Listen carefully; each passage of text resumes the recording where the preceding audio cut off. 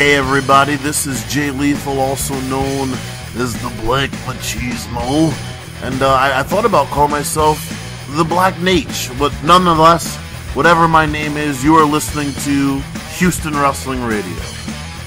What up, what up, what up? This is HGA's Ring of Honor Superstar, and let you know that I am in tune with Houston's Wrestling Radio. Let you know that it's over 9,000! Take number 17, action. You asshole. We can work it out. Keep going. Okay, yeah. Hello and welcome everyone to Houston Wrestling Radio, episode number 39. This is Abel. This is Travis. And we still have Chris with us here this week. I never left. I stayed here in this house all week in the basement. Hot as fuck up there. Well, basements are supposed to be cooler. Yeah. No, not in Texas. Not in Texas. Yeah. Shows my intelligence when I said basement and up there. So. Yeah. Yeah, you kind of Welcome to the show, everybody. Brannigan!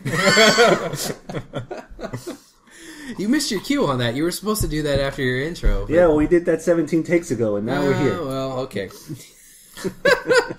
So, welcome to the show, guys. Thank you so much for tuning into our craziness, and hopefully we'll have some more craziness this week. Mm-hmm. And however you're listening to us, we appreciate it, whether you're on our website, HoustonWrestlingRadio.com, or if you're listening to us on Twitter, YouTube. You can't listen to us on Twitter. Yeah, we tweet on Twitter. That's different. YouTube, where you can, subscribe and look at our show with a little pictures and stuff that Travis adds in there, which is usually just one picture, but whatever. Sometimes he gets more creative. Like this past week, you got pretty creative with the, chopping up the shows with the little entrance music and outro music. It was pretty cool. Well, thank you, sir. I try once in a while. Yeah. I appreciate it. Good stuff. Or 1 out of 15 ain't bad. Or if you listen to us on the go on Stitcher Radio on your iPhone or Android phone, or if you just downloaded us off of iTunes. Thanks so much for tuning in. And if there's any way that you can trouble yourself to take a couple of moments out of your busy schedule and just click on the subscribe or like buttons or what have you for the different mediums there, I would greatly appreciate it. And just tell your friends about us, and hopefully we'll be entertaining enough where you'll want to continue listening. Write us a review on iTunes. Yes, that'll help, right? I mean, does that count for anything? No, I'm just curious what people think. So it's just purely stroking your ego? Yes. Yeah. Well, if it's good. Yeah. Oh, if you don't like it, don't say anything. No. If you don't like it, let us know. Just stroking your ego? Shh, be quiet. That's a mighty small ego. Oh. Payback for last week's joke about him and not being confident when he hadn't said about the sex, remember? Oh. You're the one that did it.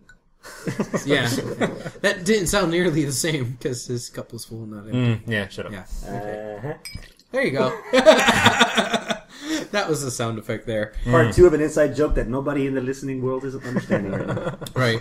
I mean, we could explain it, but that'll take too much time. Yeah. Okay. We're not doing marathon mode part 2 here. No. Yeah, hopefully not. Hopefully We'll not. see how it is. Yeah, last by week then, was pretty long. I got a lot of shit written down here, so it might be another marathon mode. We'll poop it out pretty quick. Okay, well, let's just get on to it. Let's start with Impact. Speaking of poop.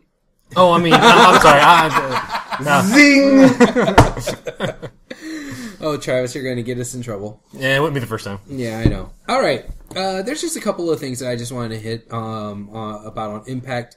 One thing is we have a new Main Event Mafia member, Samoa Joe. Who's surprised? I'll take that as a nobody. Well, that was a long little gap there. Yeah, that was... That's where you can add in your little... Oh, yeah. Probably not. Or not now, since I just Mexicanized that and butchered it horribly. Mm-hmm, you did. Yeah. Or we could add the little prices right, little when you lose thing. Yeah. No, okay. Pac-Man defeated. Yes, this. Oh, yeah. Right. The whoop, whoop, whoop, or something. There you go. That was probably better. No, it wasn't. No. Okay. Wow, man, no. Let's just edit this whole thing out. We're discussing sound effects. This is We've hit gold. stop 17 times already. We're going with this. Yes, we're going with this. We got. Folks, I'm sorry, folks. Bear with us here. Yeah, I mean, we had a late start also, thanks to Mr. No Propane in My Tank over here. Yeah. You know, it's like, hey, it's 4th of July. Let's grill up some hot dogs. It's like, oh, okay, cool. When you get over here, oh, I'm out of my propane and propane accessories. And the only thing that doesn't mix with propane is a fire extinguisher. Oh my god. We're going Looked here. like another Saturday night in the backseat of Abel's car. One turned too hard and the fire extinguisher went off. Quote unquote went off. Yes. Which Abel knows a lot of. And it left a big white stain there on the Abel knows a lot On your of. brand new car. on Yeah. my brand new car. Yeah, the HWR mobile. Yeah. Oh, yeah? Yep. So The slamming wagon. The douchemobile. yes. So moral of the story is, if you're going to put a big old propane tank in the back of your vehicle, make sure you strap it down, and make sure that if you can't strap it down or you don't have it next to a fire extinguisher Where it can fall down on top of the fire extinguisher. and have the fire extinguisher explode in the back of your car. Oh boy, yeah, it's been a hell of a day. Yeah, what are you gonna do? Yeah. So okay. So that was our talk about Joe joining the Main Event Mafia.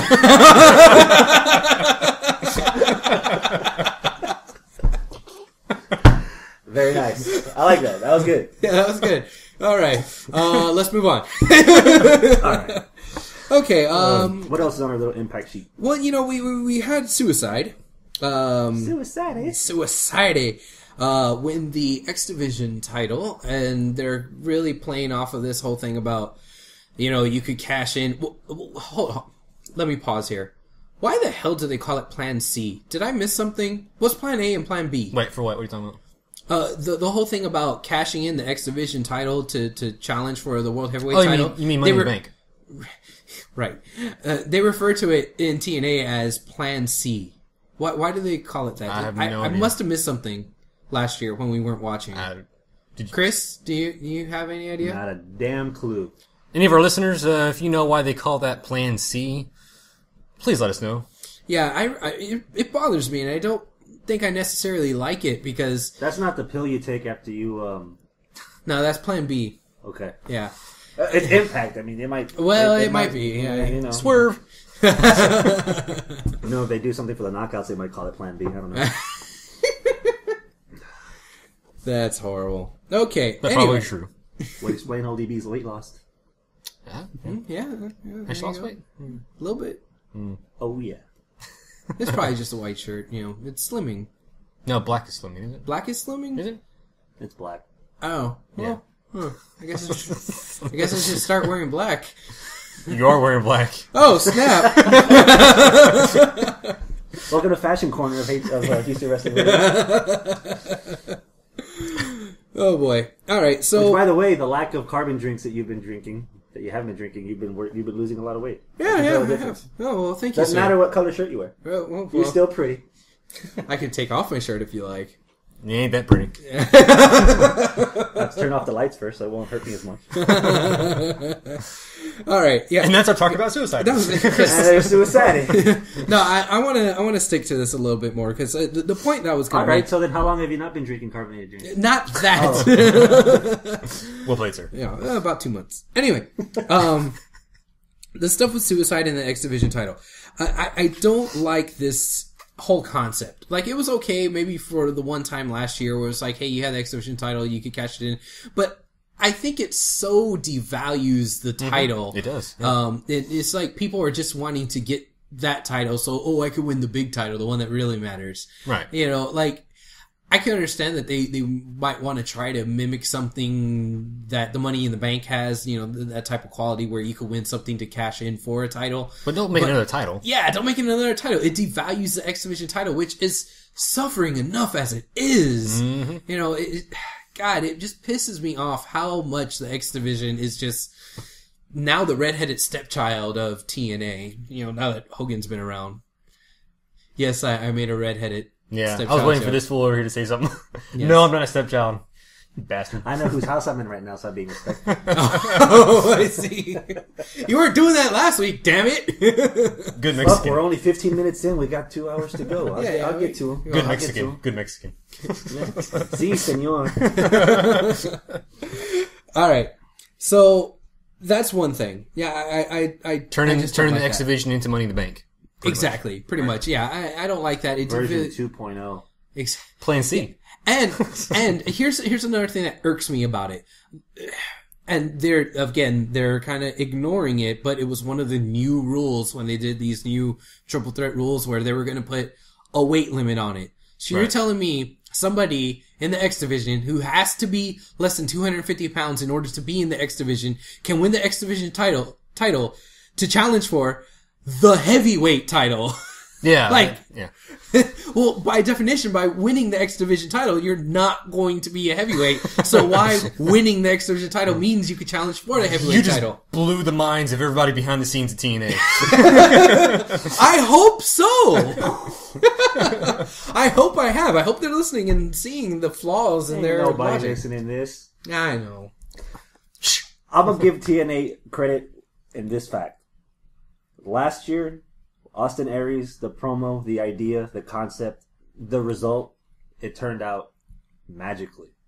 Yeah. I don't think it would have worked with anybody else. Having said that, they shouldn't have done it again. They should have just left it as that one moment, that one time. This isn't even a pay-per-view. You know, this isn't even, they're not even going to draw any pay-per-view buys. They're not going to draw any more money. It's not, if it would have been for that, whatever they're doing might have been a little bit more of a payoff, but for it to just be on another episode of Impact. Well, isn't it going to be? Yeah, I thought they were going to have that at Destination X where he cashes in the title. Yeah, the Destination X isn't one of those monthly pay-per-views. They're actually having a Destination X special episode of Impact. What? That's what that is. So Really? they taped the 2 episodes last Saturday on Vegas. So we'll be having the first episode on 4th of July, then the next episode on the 11th, and then the next stop they're doing is Louisville, Kentucky, and that's where they're doing the Destination X special episode of Impact, where whoever's the X Division champion, if he decides to cash it in to get a title, to cash in to get the title shot against Bully Ray. Wow. So on it's just not a a pay-per-view. special episode On of a Impact. special episode Wow, I didn't of even know Impact. The fuck? Yeah.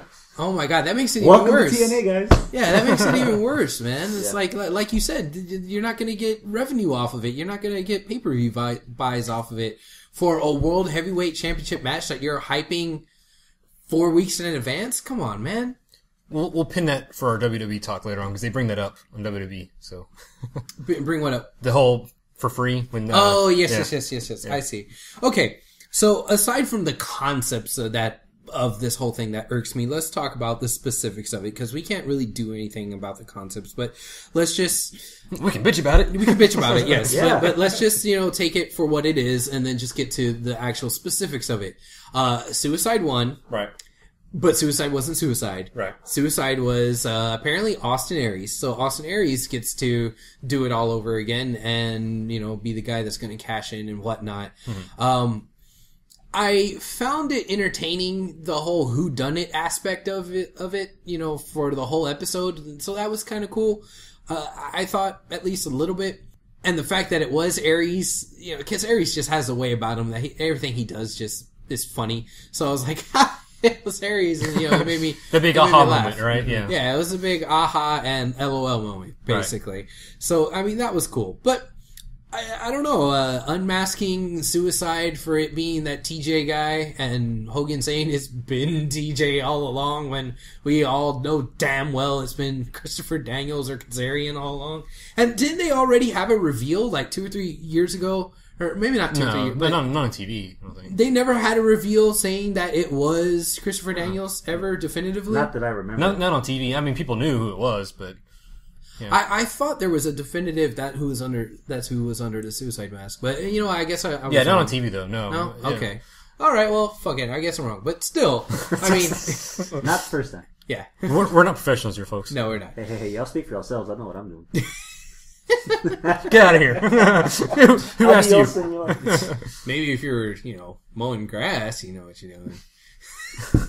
Mowing lawns. What are you laughing about? You can go join him too. Yeah. Trust me, I know about mowing the lawn. Yes. Okay, so okay. I have an issue with the whole Hogan bringing out the guy that was Suicide. TJ. Yeah. Yeah. Okay. I don't know if you're going to get to this or not, but Go ahead. Did you have a problem? Okay. Well, my issue was Hogan knew that it wasn't Suicide that won. He even drug the dude out there and said, "Hey, this is the guy that's suicide. It's not suicide." And he says he's going to give him to the end of the night to unmask. Mm-hmm. And if he doesn't, if he doesn't, he'll strip him of the title or whatever. If you knew it wasn't suicide, why didn't you just say you're not suicide? That's not your title. Yeah, you weren't sanctioned to be in the match. Exactly. So, yeah. Right? Yeah. Is my thinking stuff on this or what? That makes sense. You're using common sense. Oh, I forgot. Yeah. This is Your common sense is tingling. that's what it is. That's what it is. Yeah. And you're right, Chris. I mean, that is using common sense, and that's what... If I was in Hogan's position, that's something that I would have done to, regulate and manage my wrestling show. But there could be the argument, kayfabe-wise, the argument could be made, and it's like, well, even though it wasn't the guy who was supposed to be in the match anyway, he still won the match, and the ref still made him the winner, and the ref gave him the title, so the ref's ruling stands, and he still fought in the match, and he still won the match. So would Austin Aries have to wrestle as Suicide? Suicide won the match. If you look at the match, the record. Yeah. Suicide won. Well, Austin Aries as Suicide. No. It doesn't say TJ whatever as Suicide when he comes out. It's just Suicide. Okay, well then, yeah, I guess so. I mean, so would Suicide have to cash in the title, or does Austin Aries cash in the title? It sucks. Whoever steals the costume that day gets to, so it's never gonna be, Aries or TJ or, Hamada. It's gonna be Hogan next week. Yeah. Hogan Machine, 10 bowls of rice around, big brother. That was for Scotty. Yeah. All right. Anything else on that subject? Chris, you got anything to add to that? I had lost my train of thought for a second there. What? What? What's that Kool-Aid you're drinking, man? It's that red stuff. He's drinking Kool-Aid. Another example from last week of TNA just copying. They did this feast or fire thing a couple of times where they even had briefcases, and one of them you were fired, and the other three had shots, and that failed miserably. Yeah. Instead of and going back to not having a pay-per-view that this is all just going to happen on an episode of Impact, there could have been a better way to offer up a title shot in between a tournament where we're already finding someone for a title shot. Right. So Exactly. how the hell does Austin Aries get a title shot while he's already in the Bound for Glory series? Like, how is that going to affect the whole thing? How's it going to affect? And then kayfabe-wise, how is that fair? Right, yeah. Yeah. Why are you going to have two competing match-based gimmicks to determine essentially number one contender going on at the same time? Like, Which goes back to Chris bogus. saying you shouldn't have done it in the first place. Like you said, do something where you win a title shot, ladder match or feast or fire or whatever you do. But it just kind of goes back to don't make it a title shot. I mean, don't make it a title that you're going to give up for another title. Yeah, and God, that makes the I'm repeating myself, I know. That makes the X Division title seem so much lower. You know what it is? They're taking the literal sense of what WWE has always been in the past. Like, always say the Intercontinental title has always been kind of a stepping stone to the world title. Yeah. It's like they're literally taking that, With that their figure of speech and saying it's literally a way to get into the world title. Yeah. You're right, and it's...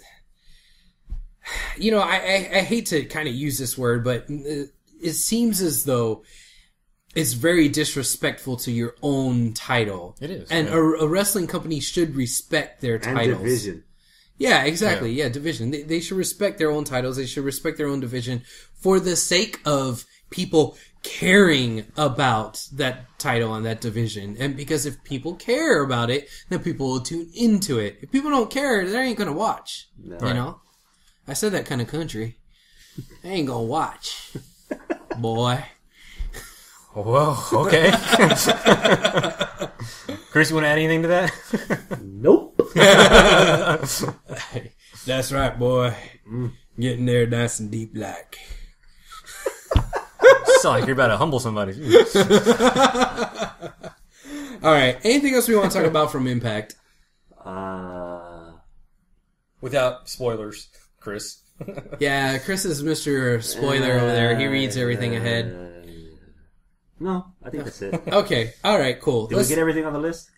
For Impact, yeah. Okay, good. It wasn't a whole lot of stuff. We're done with Impact. Okay. The sooner the better. Fuck it, we're done with Impact. Let's talk a little bit about WWE. Now, this list is a lot bigger. So we won't talk a little about WWE. We're going to talk a lot about WWE. Exactly, All right. yes. And I think this week has... it wasn't as good as last week or the week before. You But don't it's have to be still, polite. It sucked. I wouldn't You say have it to be sucked. polite. No, that's exactly what I was not going to say. I was going to say that it was pretty good, but not as good as it had been. You know, but it's not like I'm horrible. going to say it wasn't bad, but it wasn't really good. It was just kind of... I don't even think it was pretty good. Okay. I just think it was just kind of there. They had a few moments, but All right. The bad moments and the good moments kind of cancel each other out, yeah. which make it a neutral show for me. Okay. Well, there you go. All right. You know, you take the average, I guess, Right, of yeah. it all. Yeah. All right. Okay. Let's talk a little bit about the Money in the Bank matches. Last week, we were talking about if they were only going to have this one that they were calling the All-Star, then it would kind of suck, and I'd be okay with it if they would have a secondary match. And, you know, we had a nice little back and forth about all this. And turns out, guess what? We do have a second Money in the Bank match. But, Chris, what's up with this second Money in the Bank match? I love it. SmackDown Money in the Bank match. All heels. All heels. The All other one's heels. all faces. Yeah. What Different. gives? Yeah, it's different. Yeah. Yeah. I like it. I'm actually looking forward to this one a lot more than the Raw Money in the Bank match, because SmackDown in general, it has a history of taking risks. Raw, you already have to have credentials. You already have to be unnamed. You already have to be stable. The SmackDown brand, they just throw shit at the wall and whatever sticks, Right. they run with it. For example, I don't think John Cena's initial heel run as a rapper, I don't think it would have worked if he started on Raw. Right. Yeah. Okay. Yeah. SmackDown, they took the risk. SmackDown is where he got the popularity, and all that momentum just got him over to the Raw brand as soon as the WrestleMania 21 finished and they switched off the title. I don't think Booker T's King Booker gimmick would have got over if it was on Raw Right. to start off with. Not even JBL's heel run, his singles run when they were shorthanded with Guerrero couldn't be champion anymore. I don't think that would have gone over if they did that on the Raw show. They always take the risks on SmackDown. The Money in the Bank matches on SmackDown, they're a lot more diverse. Yeah. This one, literally, no exception. You look at the Raw match, the way they've built up the show so far, you can kind of make a guess, or you could probably be confident on one, maybe two guys that without a shadow of a doubt, like 90% of the crowd thinks one of these two guys is going to win. Mostly Bryan. Right. SmackDowns, fuck, it could be anybody. It's wide open. Literally anybody. We have no idea who. Well, okay, let's list off the participants of this match. We have Swagger, Cesaro, Fandango, Wade Barrett. Barrett, yeah, Cody, Cody, And Sandow. Sandow, and uh, somebody else. Chingado. Did you say Swagger? Yeah, Okay. Dean Ambrose. Yes, Ambrose. yeah. There you Ambrose. go. Yeah, yeah, yeah. A lot of wild cards. All of them are How wild can we cards. forget Ambrose? Because he's still in the Shield moniker. We think of him as I As see part him of the as Shield, a three-man yeah. team. Yeah. I don't Yeah. see him even now, as good as he is, as good as his work is. It's hard to see him as the United States champion because I still picture him as a three-man unit. It kind of feels like the It's U.S. weird. title is being a placeholder right now on Ambrose. Kind of, Does it? yeah. Because he's still wearing the shield. It comes out with them. yeah. Which, real quick, I just want to say, do you see it's the tag team title match is on the kickoff show? Yep. It's the Oh, Usos, yeah. Usos and Shield on the kickoff. That's a little disappointing because I Yeah. I That's wanted a good to match. see that. Yeah, that's going to be a good yeah. match. Yeah, and the fact that it's on the I'm not going to call it the kickoff, the pre-show. The fact that it's on the pre-show. And here's is the kinda other disappointing. thing that I completely abhor about the pre-show. It's Okay. a pre-show. It's on fucking YouTube. We don't need commercials. Yeah. There's no reason to have a pre-show match on YouTube, and 5 minutes into it, there's more ads. Yeah, Especially of the pay-per-view. Yeah. Of the same video package that we're going to see 6 times after the match is over, before the pay-per-view starts, that we'll probably see once or twice more during the pay-per-view yeah. that you're already watching. The freaking pre-show match is like what 10, 15 minutes long, but the pre-show itself is like an hour. An It's an hour. Yeah. Yeah. They bumped it up to an hour, right? Yeah. So it's like 45 minutes of monkey humping, and then just 15 minutes of the actual. match. I wouldn't mind seeing it if it was like it's still an hour. They have the match maybe in the middle of the show, and before and after they do that little booth thing that they've been doing lately with some of the wrestlers With the people who aren't on the card? yeah, something like that. You know, because I think it brings a more of a authentic, like a sports vibe. To exactly, yeah, like a Fox Sports thing or whatever, you know. But It makes it a little bit more reminiscent of Heat. yeah, I guess so. I think it should, before, when they used to do that back in the day, when it was just like two guys, but now when they have like a whole analysis group, you know, they can talk about everything, kind of break down all the matches from their point of view. Yeah. You know, I think that's a cool take they could do. But yeah, like you said, they just stick with video packages. The same one that you've already seen to get you to get to there in the first place. That you've seen on Raw, on SmackDown, exactly. on every main video package that builds up whatever match is going to be on the card. Likely, you're going to see that same video package before the match even starts on the pay-per-view. Yeah, so anyway, you're already watching. You're watching what you're already going to see over and over again. It's just not a fan at all. Like, if I never saw another YouTube pre-show match again, it wouldn't kill me. And that's what sucks about the fact that this match is on something that's just so annoying to watch anyway. You know, I would really like for this tag team championship match to be on the pay-per-view itself. You know, it's kind of disappointing me that it's not going to be on there. One, because it's a tag team championship match, and they're trying to rebuild up the tag team, and all four of them building up the tag team. And two, it's the Shield. How the mighty have fallen. The Shield have been like the centerpiece for the last 5 months of WWE programming. They lost twice in the last month. Yeah, they beat Ryback, Cena, and Orton, but then they lose to the Usos and Christian. Well, you can't. They're not going to be undefeated forever. That's true, but still, when you look at it that way, you juxtapose those two. It's okay. And real quick, I did want to mention about the pre-show. When we go back to the mid '90s, before the Attitude Era, when it's still the next generation, when they did Free for All. Yeah. Remember Free for All? It was on the pay-per-view channel. It was live though. Before the pay-per-view started. You already got the customer on the TV watching the pay-per-view channel. You know how Xbox tried to do the smart glass where you can watch the screen and then you have the little smart glass tablet or your phone on the side? Mm-hmm. Like WWE's taking it to a whole new level. You order the pre-show and then you can watch on the pay-per-view channel a pre-recorded 30-minute intro package. Bullshit you've already seen. But it's an announcer with the video screen and he's talking through it.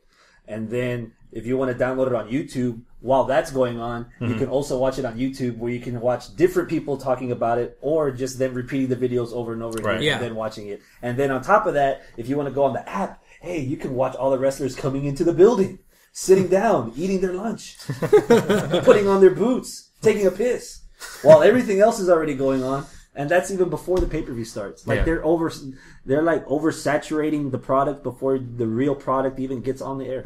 Yeah.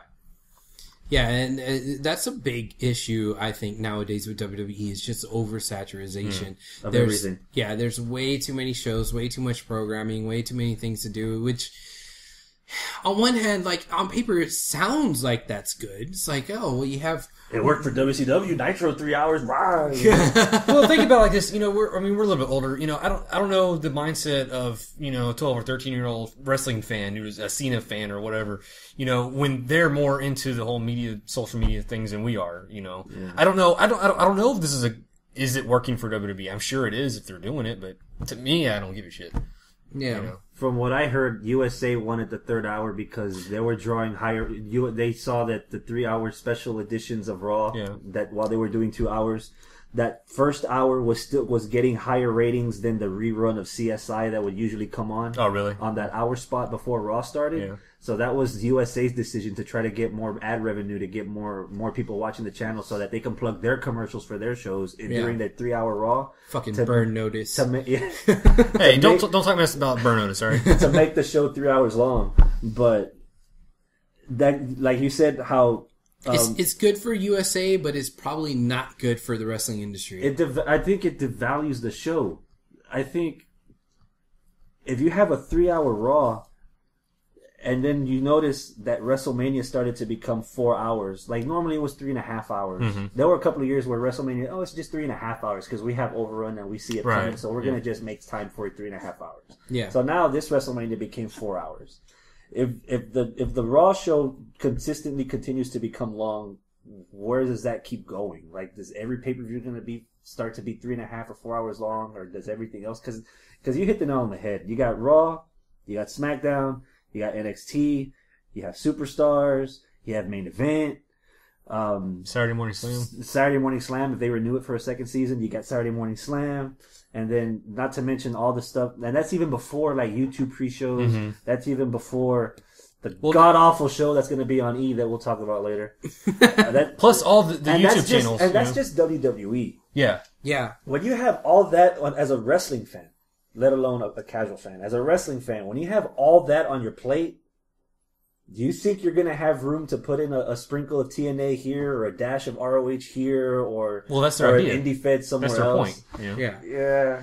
I mean, even then, even if you take out ROH, TNA, indie feds, all that, even when you take all that out, It's still a lot. it's still a lot. I mean, I would consider myself a hardcore wrestling fan. You know, I mean, that's not an exaggeration to say. I've watched wrestling all my life and I love this stuff. But even I, the guy who runs a fucking wrestling podcast, doesn't watch all of WWE programming. I don't watch NXT all that often. I try to catch Main Event when I can. I can't tell you the last time I watched Superstars. You know, When it was on WGN, that's the last time I watched Superstars. yeah. I will not watch a full show on on YouTube. I'm sorry. I was a fan of NXT when it was on Sci-Fi, but once it fell off, I couldn't. Actually, I didn't watch the last season of NXT because I was so stupid. The first two were the only two I saw. Yeah. And then they went after that. I Then stopped it watching. was. Then the third one was.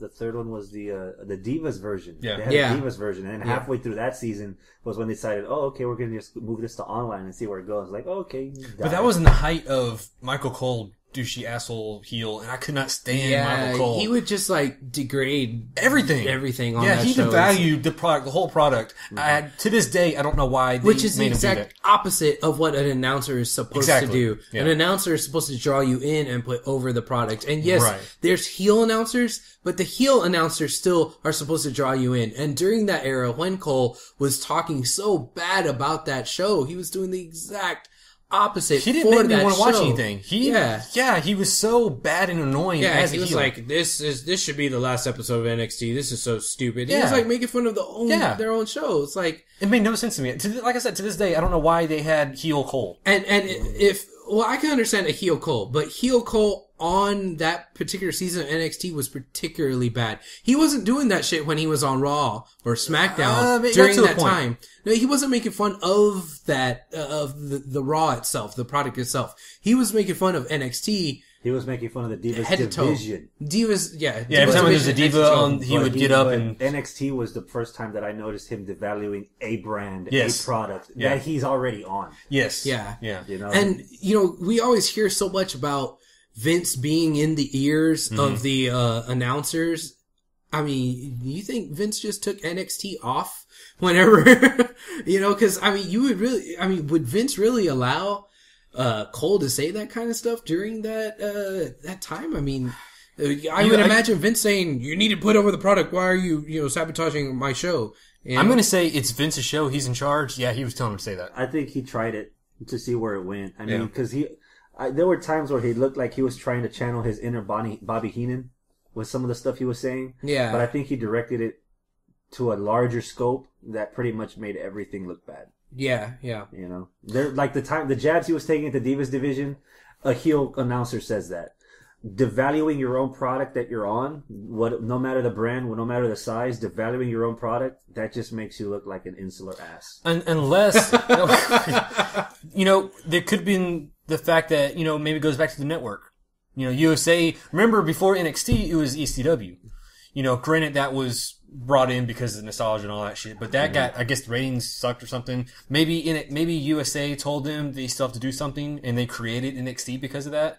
And Vince didn't want to do that, but the network told him to, and maybe he just said, fuck it, okay, well. And it actually worked the first two seasons, if you guys remember. Obviously, the first one had Bryan Danielson. Yes. You know, and then second season had Loki. Yeah. So they had talent there to where people would watch it. And that was a good way of bringing in indie guys because it was a good intro for bringing in these internet darlings that everybody has, you know, D-Bry and Loki, like you said. So that was I thought that was a good idea that they had to bring in these guys, the developmental guys. Yeah. But apparently, we were the only ones that thought that. Yeah. Oh man, yeah, this is gonna be a long show if we keep this up because we just went on like all kinds of tangents there. With What were we that. talking about? We were talking about the money in the bank. No shit. Yeah, we were Wow. talking- I hope we didn't lose you guys out there in their podcast land. Shit, we're talking about word loss, man. yeah. I was like, what are we talking about? What are we doing? Yeah. Okay, so yes, there's gonna be another Money in the Bank match. the Shield on the pre-show. Yeah, That's- the Shield on the pre-show. Shield on the pre-show. Yeah, there you got go. us to this wow. tangent. Okay. Yeah, that's how we oh, got one there. hell of a tangent. Yeah. Dean Ambrose, yeah. The seventh guy for the ladder match. Okay, so I don't want to venture to predict, at least not right now anyway, who would win the briefcase on that match. Oh, I too have bad, no because idea. that's not what the listeners want to hear. I'm going to snap my finger, and as soon as you hear it, you're going to say the first person that comes in your head who's going to win the briefcase. Cody. There you go. You just made your pick. Wow. I'm not sure if I'm comfortable with that pick. What made you say Cody? He just snapped my fingers. That was the first one I thought of. Travis. Ambrose. The reason I did what I... The reason Okay, Chris. You jackass! This is your gimmick and you screwed it up. Because nobody can do my gimmick. Do it to yourself. Yeah. But the reason I just stumbled was because it just made my whole point. At Yeah. this point, the SmackDown Money in Bank match, it's anybody's game. Yeah. You can't pick one guy. Like, you literally have to just say the first thing that pops in the top of your head because anybody's got a shot. They've built up Swagger. They've built up Cesaro. The Shield's been built up to the moon. Fandango, I'll get to in a second.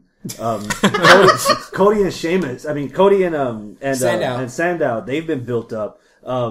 Wade Barrett looks like he just needs. Wade Barrett is the kind of guy like he looks like everything's there. The NXT guy that we got, the Nexus guy that we got, he's got the tools there, but it's looked like he's just waiting for that one cherry on top, the one something to get him over that hump, to get him. I don't want to say to relevancy, but to somewhere that he deserves to Well, where's go. he been for the last 2 weeks? Or 3 weeks? Whatever. I have no idea. Last pay-per-view? Was he even on the pay-per-view last? He's been doing a Yeah, couple of he was matches. the one that got pinned by Curtis Axel while being in the figure Oh, four that's by right. Miz. Yeah. I'm thinking there's a pay-per-view that he was on that little pre-show announce table. I can't remember which pay-per-view that was. Barrett just needs that one thing to get him over the hump, and that Money in the Bank, it could do him wonders. Fandango, man, I'm worried. I dropped that word a lot last week, and I'm going to use it again today. Do you guys ever watch Not Another Teen Movie? Yeah. No, I haven't watched it. Fucking fuckface. Okay, I'm Not sorry. Another Teen Movie. They rip off of Varsity Blues. There's a chubby lineman, tight end, linebacker, whatever, and on the scoreboard there's a concussion meter. So where if he gets 2 more concussions, he's dead. Right, yeah. And during the movie, he gets the Yeah. concussion, lays him out, he's done. They wheel him out, whatever. Fandango's already had 3 concussions. Really, he's had that many. Well, some of those were for Fandango, They were right? during NXT, Yeah. or during his bringing up in the WWE. Okay. He's already had 3, and now you're sticking this poor fool in the Money in the Bank match. Right after recovering. Right after recovering, like he's not even a full month recovered from probably one of his biggest. Do you think that's why he walked out of the match on Raw? Like they don't want to put him too intense right now. Well, he's had that gimmick for a while to where if someone's just too much for him, he'll just leave. But now with him coming back, if they really have plans for him, they need to be careful what they do with this guy, because another concussion, I'm not even talking storyline wise, another concussion, this could be it for the guy. Yeah. And not to mention he has one of the most attention grabbing gimmicks. Like he's like gravity right now. He's just pulling attention. It's just coming to him because of what he's doing. Every week he's lived up to the gimmick 100%. And it just takes one more concussion or one more injury to the noggin, and he could be done. And The doctors might tell him you can't the wrestle doctors might, or somebody might tell me, you know what, this might not be the best thing for you right now. The sick monster truck rally kind of wrestling fan might be watching the match for that, you know. But for me, it's something that I'm actually gonna be paying attention to a lot, because when you come back from injuries, your style changes a bit. Like there's certain bumps you don't do, there's certain hits you don't take, because you've already got that in the back of your head. And I don't think we've had a Money in the Bank match where we have a person like that, where he has to watch what he does. Like normally, almost every person in a Money in the Bank match has some kind of bump, some kind of spot, some kind of something to make the crowd go, you know? Mm-hmm. There's never been anyone that's been safe about it. So seeing how that kind of dynamic affects a Money in the Bank match is going to be interesting to watch. Yeah, I agree with you there that this could be pretty bad for Fandango if he winds up doing something crazy and then getting injured. But I think you could say that for any match that he'll wind up being in the future, you know. But yeah, you start talking about Money in the Bank. I don't know if there's been a Money in the Bank that's been injury free. You know, I think there's been some sort of, at least even minor injury that's come out of a Money in the Bank match. Almost every time. I can't think of injuries. People are banged up, but I can't remember of any actual injuries. Like, that got people out? Like, yeah, probably not anything that got people out, but I mean... They're banged up. You see them the next night on Raw, they're all scraped up and remember, was it last year with Sin Cara when he... Well, it's Sin Cara. Well, he took the bump through the ladder. Through the ladder? He took it, like, he landed different and it messed up his leg or his knee and he wound up getting... Yeah. It's not really about the spots. It just takes a move, you know? Like you said, the Sin Cara move. Yeah. I guess the one thing that I keep replaying was just a regular moonsault on TNA that got Jesse Sorensen out for a year. Yeah. And not only that, he got let go. So it just takes. I thought he was still under contract with TNA. I think recently he got let go. Really? I think after he was okay. After he was recovered. No, if they fired his ass while he was injured, he would have been a lawsuit or something. But it just takes any kind of move, you know, not to like really creep everybody out, but it was just a back body drop that got Misawa out. Yeah. You know, it was just a simple back body drop after years of punishment. It just took one back body drop to dislocate the brain, and he died there in the ring on the spot. You know, and you just step on one Lego and it's over. Yeah. Well put, Abel. Yes. Very well. Thank you for lightening the mood. Man, you ever stepped on a Lego in the middle of the night or something? Barefoot? That's the worst thing in the world. Yeah, that's the worst thing in the world. Right, get a kick to the nuts and step on a Lego. Stand up. Oh, man. All right. The SmackDown match. Real quick, we're talking about the participants in that Money in the Bank match. Did y'all catch it on Raw with Cody Rhodes' match?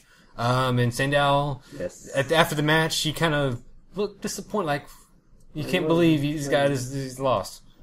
So I think there's something... They're setting up divides between they're setting up a divide between that alliance, and then we're getting a buildup of a new alliance. Well, not a new alliance. We just never saw the two of them together, but they brought out Cesaro for his match, and Jack Swagger was right behind him. Officially together. But, Zeb Coulter online and Twitter, he's been saying the Coulter's militia, or Zeb's militia, whatever they're calling it. Do you think maybe... because I could picture Sandow in that group. He's intelligent, I guess, and... Zeb, he's kind of in his own world is intelligent. I don't know. I don't think I could see that. I think it's a nationality thing. Like Swagger's the all-American guy, and then Cesaro, which I don't know if we had talked to, you guys had mentioned before, but 6 months ago, Cesaro should have been a better candidate than Swagger to pull off a Zeb Coulter. Yeah.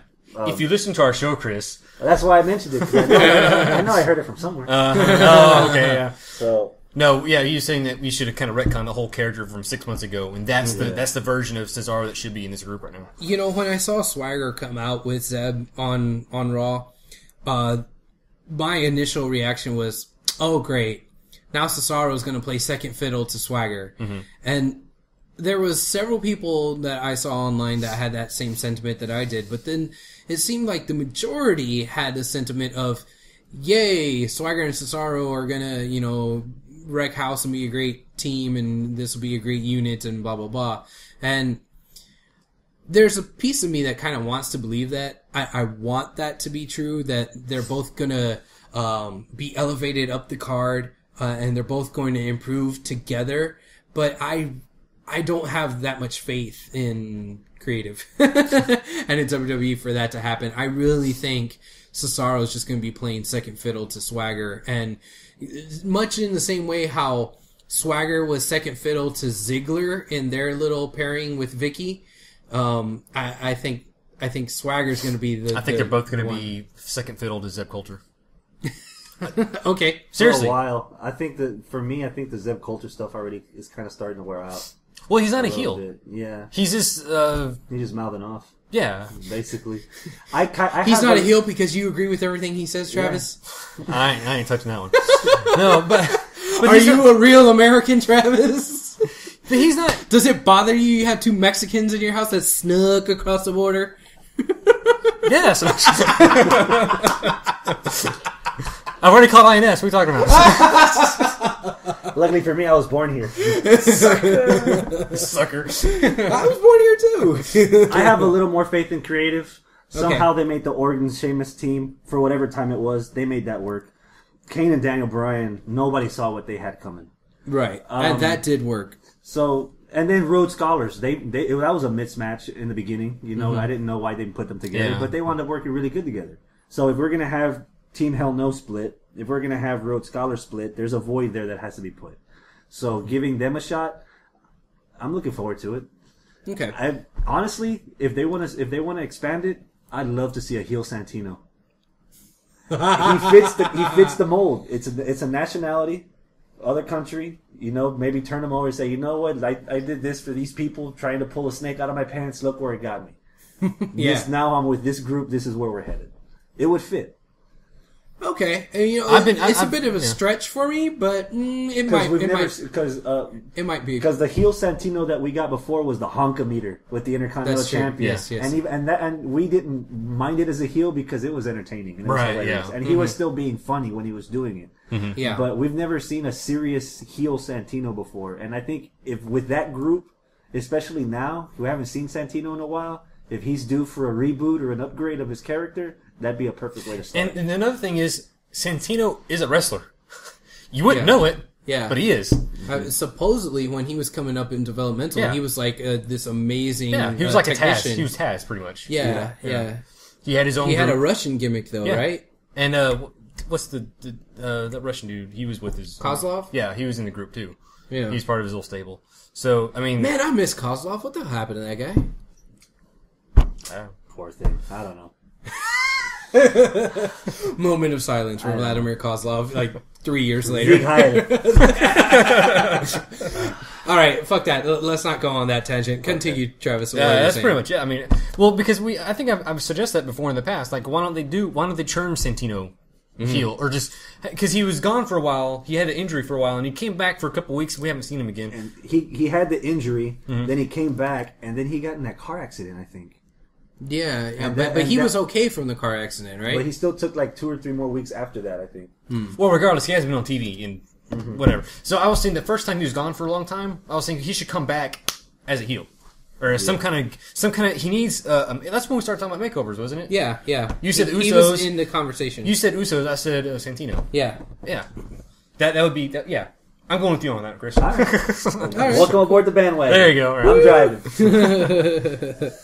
Only thing is, again with the oversaturation, we would start to have an oversaturation of 3-man teams. 3-man band, Shield. If we have that 3-man team, and then, of course, the Wyatt family. And they're coming. They're coming on Monday. And they're finally coming. Yes. Like last week, get here. We're ready for you. And now they're finally giving it to us. I'm glad that they're finally going to show up because I'm interested to see what's going on. I was getting tired of the same promos for a while. Yeah. So I'm ready for them to debut. But I don't know if next Monday is quite the right time to do it because isn't that the week right before the pay-per-view? Mm-hmm. Why would you debut somebody the week before a pay-per-view if they're not going to be involved in the pay-per-view? If it was going to be, because if it was going to be what they did on TV, like a little Twitter thing came out saying that he just tweeted, which first of all was kind of way off character for the whole gimmick, I thought. That he just tweeted that he's going to be on Raw next week. Yeah. If that was going to be the case, why didn't they say, I'm going to be at the pay-per-view? I would think because of stealing thunder. Okay. To coin a phrase. Okay. RVD is going to have his first pay-per-view back at Money in the Bank. The next night, RVD will have his first return to Monday Night Raw, Mr. Monday Night. I don't think he would want. I think they would want to focus more on that rather than just have too much stuff going on at one time. Saying, "Oh, well, hey, here's RVD's first time on Raw. Oh, hey, here's the debut of the Wyatts." You know, I think that's it's not the day after WrestleMania where you can pull a lot of crap at once. This is a big pay-per-view where you want to space some of the stuff out, especially since SummerSlam is next. Yeah, so but still, okay, if you want to use that argument, okay, I could kind of understand, but I would still argue that anyway, because it's like two different returns, and why have one awesome thing when you can have two awesome things? Exactly. But just even setting all that aside, why debut the Raw before a pay-per-view? You know, if a debut is like a new beginning. And in the world of wrestling, it always seems like I think the it's new actually beginning. 2 weeks before the pay-per-view. Is it? Because the pay-per-view is on the 14th. It's on the 14th, and we still have this Monday coming up, and then the next one. Okay, so it's 2 weeks? It's 2 weeks. Okay, well, that's a little bit more forgivable. But the point that I was going to make is that it seems as though... What day is the pay-per-view? 14th? I don't know. No, that's the last one before the pay-per-view. It is? Yeah, because we got the 8th, and then that's it. July 8th is next Monday, and then the pay-per-view's on the 14th. Okay, 14th. Okay, all right. Continue with your rambling. What I was going to say is that if you... It seems as though if you look at wrestling over the course of a year as a book, the book is made up of 12 chapters, and each new chapter comes after a pay-per-view. So it's like you're going to debut this new plot point, this new storyline thing before the end of the chapter. You know, it feels awkward to me. I got an answer for that. Go ahead. To get people to watch the show before the pay-per-view so they can hype it. It's the go-home show before the pay-per-view. Okay. I guess, but I mean, them debuting isn't hyping the pay-per-view. It's hyping No, it's their getting people debut. to watch the show, so while they're watching the show, they'll be talking about the pay-per-view. Okay. Just to grab more eyeballs? Yeah. Okay. Yeah. Do you agree, Chris? I agree. All right. Yeah. Okay. I like this guy. Well then, I guess I'll be the odd man out. Wouldn't be the first time. I know. I sure wouldn't. So anyway, that was my one thing about, you know, me not liking the point where they're debuting the Wyatt family. But shut up. But everything else, I'm all for it. I'm ready for these guys to debut. I'm pumped. I like the vignettes. I want to see where they're going to go. I was a fan of Husky Harris when he was in NXT. Yeah. I really wanted him to kind of go somewhere. So I'm ready for it. You know. Yeah, absolutely. And thankfully, it'll be at Baltimore. A better crowd than last night's show. Holy crap! Yes. God, where was that place? Are we gonna try this again? Okay.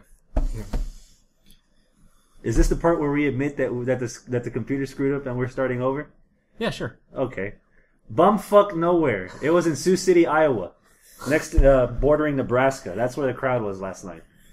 Yeah. For anybody that didn't catch that, our computer took a brain fart, and we had to we realized we weren't recording, but we didn't lose a lot, so that's what we're starting off at. So Yeah, it sounds a little choppy. We only lost like Thank you, Chris. Yeah, thank you, Chris. We only lost like 2 minutes, Yeah, something like that. Yeah. It just pooped out on us. So anyway, the crowd there at Bumfuck Egypt, Iowa, was so bad that it made our fucking computer crash when we were talking about it. That and not me. Right? Yeah, it wasn't. Chris at all. We're gonna we'll throw this on blame on you. Put that in the maybe pile. Yeah. All right. So yeah, that crowd sucked. Hopefully we'll have a better crowd at Baltimore. Yeah, Baltimore that should be- is a hard wrestling crowd. Where is the pay-per-view at? Philly. Is We it had Philly? this la- We talk talked last about week. this. Yeah. Okay. Yeah, that's If definitely. you heard every- last week's episode, Well, I just make the episodes. I don't listen to them. I can vouch for that. that must explain why it was hard for me to listen to myself last week. Yeah, that's what it was. Yeah. Okay. So Philly. Yeah, it should be good. All right. Let's see here. There's a lot of stuff that we could get to that we could talk about from WWE. So let me take a look here at my notes and see what else we could get to. To hell with your notes. This is my second to really get angry. Oh, que la chingada. What's wrong? Here we go.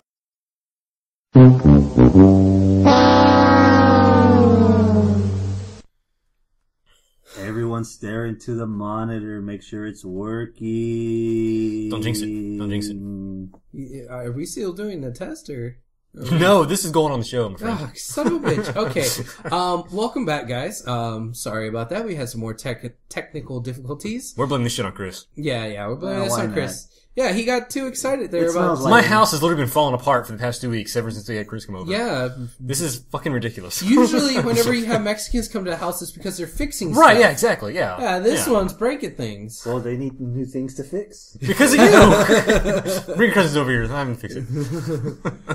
Why the hell not? Yeah. So Chris, you want to redo that good, awesome 10 minutes that we had that we Well, hell, it was like lost? 45 minutes ago. I don't know, can you remember what you said?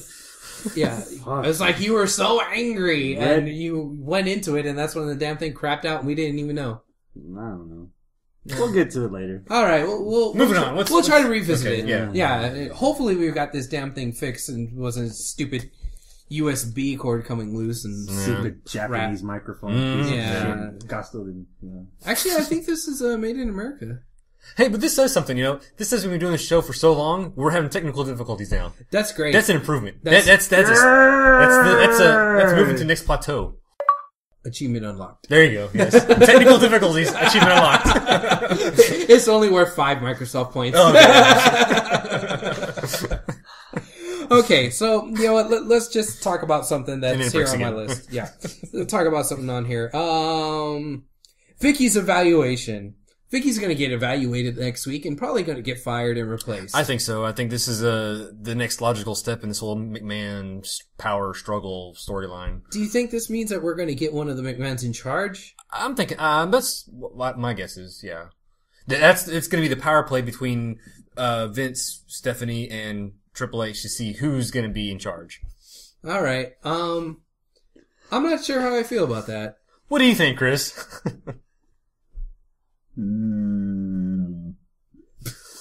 Why are you Okay, Chris has gone retarded. Hey, but what do you think? Chris is talking into his cup. The technical difficulties have messed up my head. Yeah, it like totally fucked up his mojo, man. Okay, Chris has gone home. Okay. I was like this for most of Raw last night, by the way. It was just, I don't know. Uh-huh. Hey, we've gone over more than 2 minutes. And we're The still only going. thing that would probably follow up, that would continue the storyline, is if somehow they couldn't agree on it, so all 3 of them are in charge. Oh, hell no. That'd get annoying really quick. Well, it's already getting kind of It's annoying. annoying now. Actually, I feel kind of bad for Vicky. Yeah, and she's supposed to be a heel. Why are they doing this thing where Because we're she trying plays to get sympathy with, for like, him? with- Here's the thing: the last couple of weeks, I think she's been.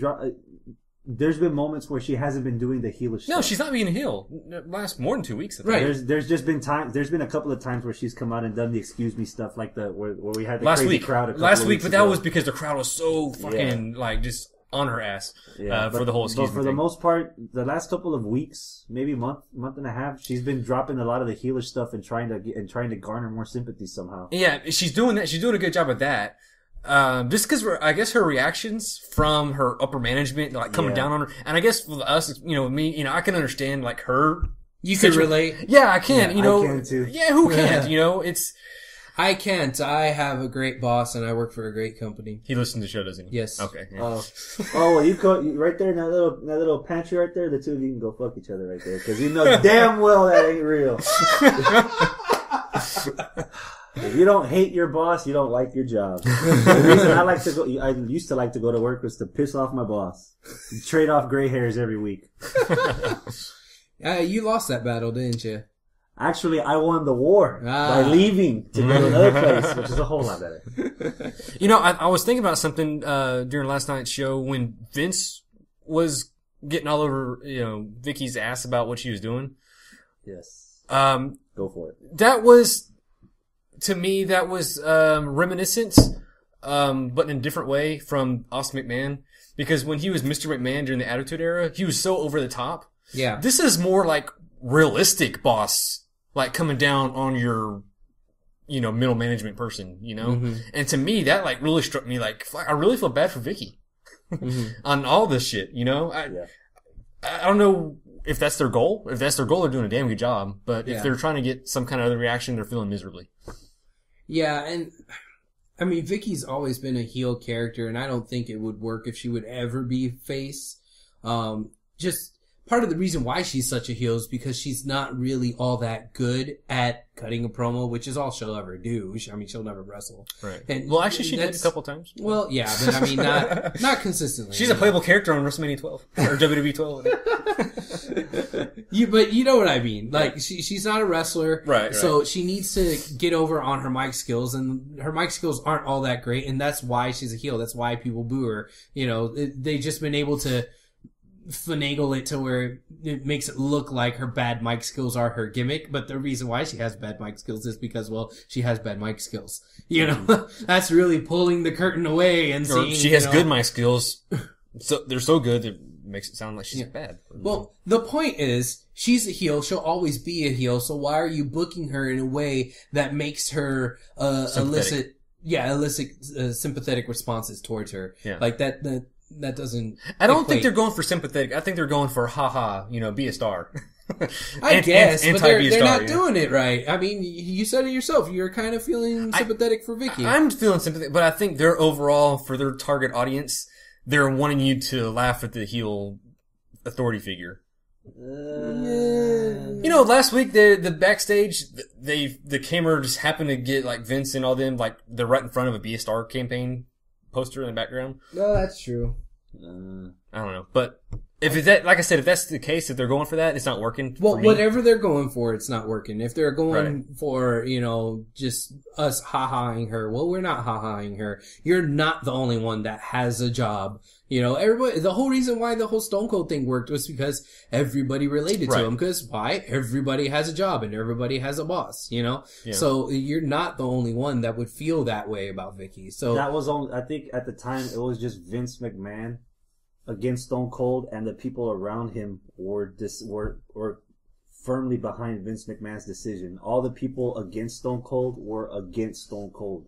This is a completely different area because I think now it obviously has struck a chord with somebody because he's already given the example. He literally felt bad for her. Travis did. yeah. And so did I. Me too. Because Yeah.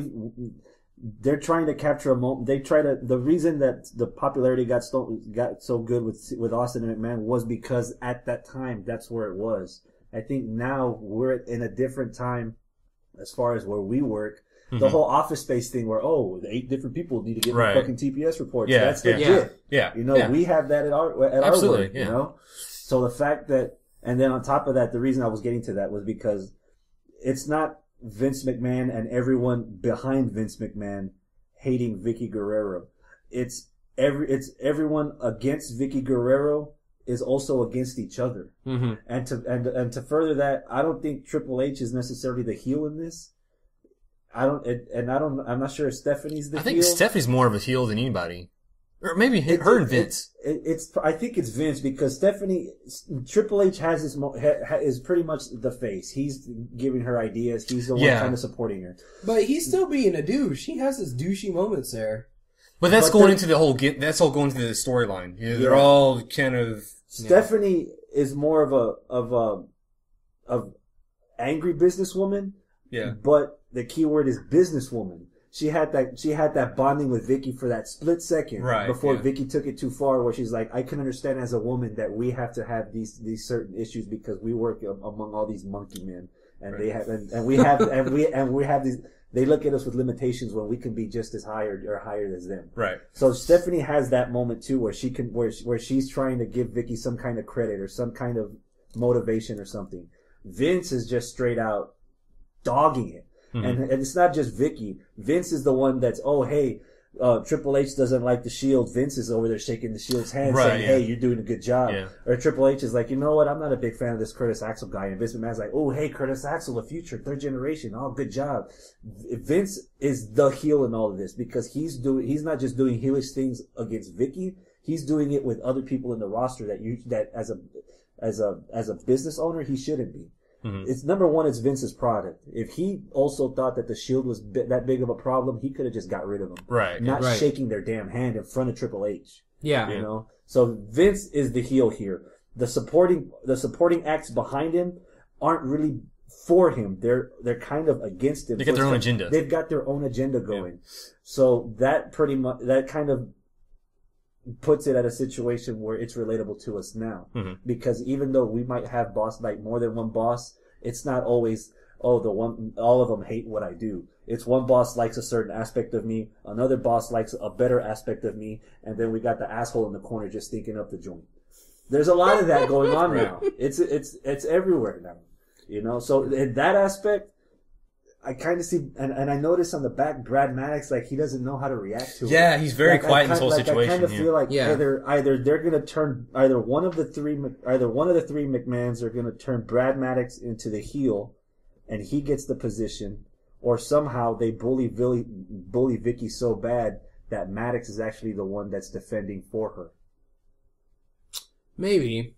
I can see Maddox being the Maddox. The like you're saying, he's kind of like the underling who's thinking about it for himself and getting self promoting himself above her. Kind of being aggressive and taking her spot. It just takes that one promo where Vicky, before Vicky gets evaluated, she'll just tell Maddox, this can happen to you. Mm-hmm. And that's all it would take for Brad Maddox to be like, you know what? I'm not going to let Vicky get to the slaughter because this entire time, even though I was working for her, she at least had me. Yeah. And that could be the moment where Brad actually steps up and... Well, it's Team Bricky. Yes, Team Bricky, yeah. So. Well, I mean, all that is well and good, and it sounds like a good storyline, but do you think Brad Maddox is really ready to be... Maddox. Do you really think he's ready to be in that prominent of a position to be potentially the general manager of It could be worse than AJ. Or just a computer, right? Adam Lee. Yeah. Good point.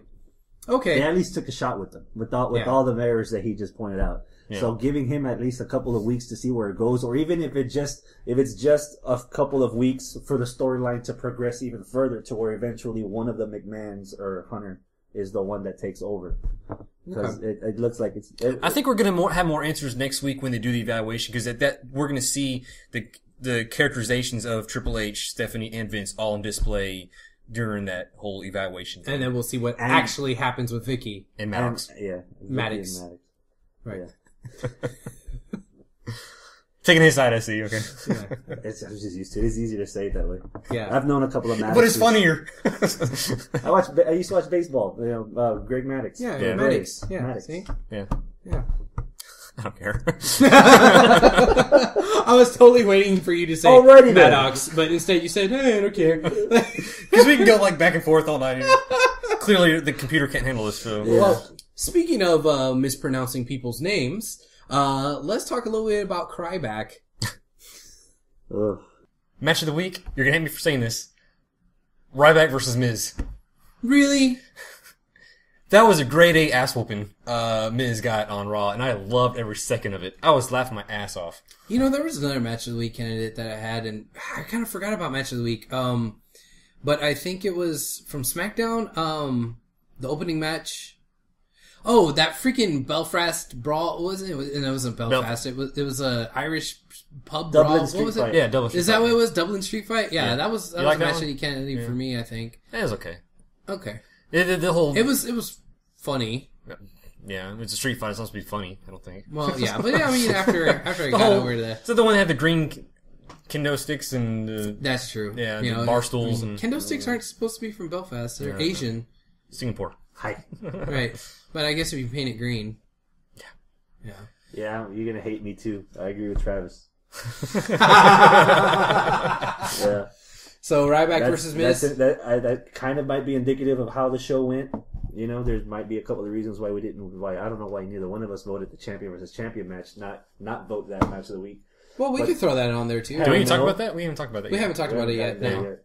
We can throw that one on there though. Miz got some good offense. Ryback sold it. It was something different. Now that I got the nice part out of the way, I think I'm checked out of the Ryback character. Yeah? Really? The stock in Ryback has just plummeted completely for me since WrestleMania. It plummeted when we went through the ambulance, right? Before that, Yeah. the Mark Henry loss, I think, because that WrestleMania match was quick. Yeah, it was. That WrestleMania match was quick. Oh, it wasn't 18 seconds. And then the next night, Ryback just turned heel out of nowhere. And I don't even know if he turned heel because the crowd bought it. Like, they wanted to see that. You know, we could have built It's on hard to get people over as a heel against Cena. it. Yeah. Because half the crowd hates Cena anyways. But then after Ryback losing, well, not technically he didn't lose, but the way that match finished at Extreme Rules, and then Payback, and then where he's going now, the way he ended up just like quitting the match, like Ryback, the unstoppable guy that has to slam everybody, that has to do the meat hook and all that stuff. All of a sudden, he just has to walk out the match. I think it doesn't make sense for his persona. For his character. I mean, there's a difference between having a chink in the armor and walking the fuck out and just quitting, straight up quitting. Like, he didn't tap.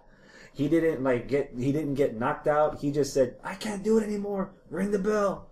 Like, the fuck? Like, already, I can't believe his credibility as a monster because he can't beat Cena. He can't. Right. In the main event, he's lost in TLC. He's lost in in any 6-man tag with the Shield. He's lost any big match recently and lately. And then the way he ended this match was just the turd on the cake for me. I mean, I think I'm done. As far as Ryback goes, I have no interest right now in him whatsoever. You know, you mentioned like a chink in the armor there, and up until the end of that match where it was like, okay, yeah, I'm done and quit the match, whatever. Before all that, I was thinking that the match itself was pretty good because of the fact that he was selling stuff and it added dimension to his character because he's like the big muscly dude and, you know, he hasn't had to sell. But in this match, he was selling, and he also sold in the match like last week or whatever. Last week with Kali. Yeah, exactly. And in this match, it was more of a traditional small guy versus a big dude. And what does the small guy do when they fight the big dude? Well, they go for the leg. And that's exactly what happened in this match. So I thought that adding that in there was good, you know, because it added more to strategy for fighting Ryback, you know. Back in your memory timeline of wrestling, Yeah. when a small guy attacks the big guy with the leg, how does the match normally end? Either the small guy gets taken over and gets squashed, and the big guy wins, or the small guy overcomes and he beats him either with a finisher that involves the leg or somehow pulling something out of thin air. Mm-hmm. The finish to this match we got last night. If we're going your route, the way you're predicting it, the end just doesn't make sense. Oh yeah, well, like I said, this was all with the ending aside. Yeah. You know, before we got to the ending, because like I said, like you said, that ending just wasn't right. I don't know. I mean, I could see that they're trying to add something here to Ryback and kind of give it a twist on the character and make him the cowardly heel, but god damn, how many heels out there are the cowardly heel? It's like damn near everybody is a freaking cowardly heel. There's nothing wrong with too many cowardly heels as long as it fits. Ryback's a killer. Mm-hmm, He's been mowing people over. You saw last week's match was a perfect example. Kali actually looked presentable. He knew what he was doing. Everything looked good, especially on Kali's part, because normally a lot of guys can't make Kali look good. Yeah. Ryback sold everything good, just like he sold everything good last night. Mm-hmm. All it took was just the finisher out of nowhere. Bam, match over, done. Yeah. And even after the match, again, Ryback selling, making facial expressions like, holy fuck, this just happened. Man, I almost got beat. And then he just stood up and sucked it up and went back to Ryback mode. Last night did not fit the character at all. No. Yeah, for right now, I would like to see where it goes, though. Maybe it was a swerve or something. I don't know. Maybe he's not really going to be doing that kind of stuff, but I don't know. It could be something to set up something for later on. Who knows? Now, I mean, this whole thing with Ryback is kind of circling around Jericho, mm-hmm. and there's a parallel that I want to draw there that I'm not sure if it's that valid, but I just want to throw it out there and see what you guys think. We all have heard the stories, especially if you read Jericho's book or watched a Jericho documentary, of how irked Jericho was at the fact that in WCW he wanted to fight Goldberg, and Goldberg was the shit, and he was being undefeated, and he was going all over the place, and he wanted to fight him. He didn't want to necessarily beat Goldberg, but he thought, man, I have a really good idea for, you know, giving Goldberg a run for his money, being the first guy to do that, and actually putting on a good show with them, and adding depth of character to him. And that's how something that he always wanted to do, but WCW shut him down and said no. And the Jericho versus Goldberg feud never really went anywhere, and that was part of the reason why he wanted to go to WWE. I'm wondering if Jericho's trying to do this with Ryback, and maybe he requested the feud or something, and he's kind of wanting to show Ryback to have weakness, but ultimately he's still going to job to Ryback and kind of do with Ryback what he couldn't do with Goldberg back in the day. I mean, that might be a little bit presumptuous to say all that's going on, but I don't know. It feels to me that there's a little bit of flavor of that in there. Possibility. I'm sure Jericho's got enough stroke in the back to suggest that, and for them to listen to him. And it does seem kind of random that they would throw Ryback in a feud with Jericho right now. Mm-hmm.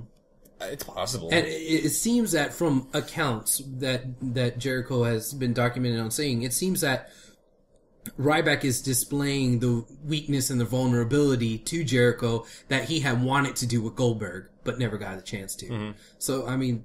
Or it could just be, people on the net, because, of course Ryback is Goldberg version 2.0. So, sure, why not? That's where they're getting, reading between the lines on that one. Okay. But, yeah, I could, it's possible. I'm not going to say it's stupid or something, but... Oh, good. You're saying that I'm not stupid. For right now. Oh, okay. Yeah. Show's not over yet. Yes, Chris? That would make a whole lot of sense. I would like it a lot. Mm-hmm. If we didn't have what we already got. It looks like what you just described that Jericho wanted to do, The Miz almost got that last night on free television on a Monday Night Raw. True. Khali did some of that last week. We wouldn't have seen Ryback lose to Cena twice. We wouldn't have seen Ryback lose to Mark Henry in a 7-minute match. If that's what Jericho wanted to do, he could have done that at a WrestleMania and it would have been perfect. Yeah. And then build from there. But after what the hits that Ryback's taken to his record lately, mm-hmm. I'm not sure if whatever Jericho wants to try to do to try to help the character, at least from my perspective, I don't know if it's going to help any. Right. And again, this is all speculation, so this could totally not be the case, but it was something that just kind of, it smelled a little fishy to me. Yeah. Well, the whole storyline, because it's so random. Yeah. Yeah. Okay. Well, you know what? Let's move on. There's something else that happened on Raw that it kind of gave me pause, and I think it did for a lot of people. It was Ziggler coming out alone. Mm-hmm.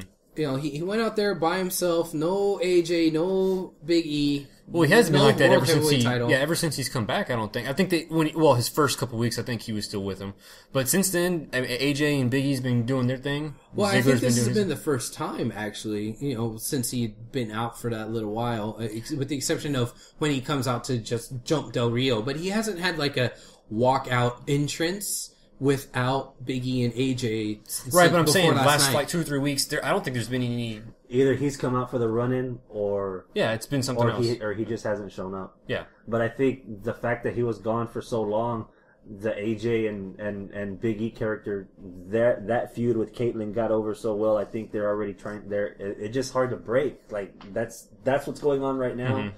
We can't just have that going on, and then on the other side of the coin, still have them come out with Dolph, especially trying to keep Dolph a face while AJ's doing all the heelish stuff with Big E. This is very reminiscent of Triple H and Stephanie. Attitude era, Yeah, Triple H tried to go for a face run. Stephanie was still a heel, so they were still married, still together, but they didn't come out together. Right, yeah. And then she was still kind of, that's when she wanted to renew the vows, and she did all this other shit, and that's when they solidified that there was a split. Right, yeah. We haven't got to that point, obviously, in this relationship, but I can see the parallels. I can see AJ being with Big E. Like, she's cheating. Like, she's already gotten over Dolph. Like, it's his fault that he got concussed, and I needed somebody, so she's with Big E now. It would make sense if Big E was a champion of something like IC or US or something, because before she was, it's because of the champ, right? Yeah. Yeah, so. Well, who's to say that they can't give Big E a championship, match? Yeah. I mean, he had all those matches with Del Rio.